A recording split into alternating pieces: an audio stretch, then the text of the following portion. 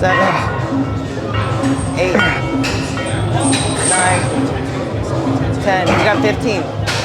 1, 2, 3. 2 more. 1 more. Nice. Good work.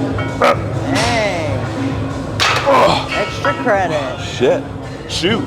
Sorry, YouTube. Woo. Damn. Those are hard. Very, very tough. You know someone has really good, strong stabilizers when they have control. They can control the weight really well.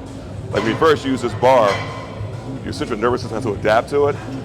And for a lot of people, they've never really changed their exercise that challenge their stabilizers. So we've gotten to a point now where it looks a lot smoother.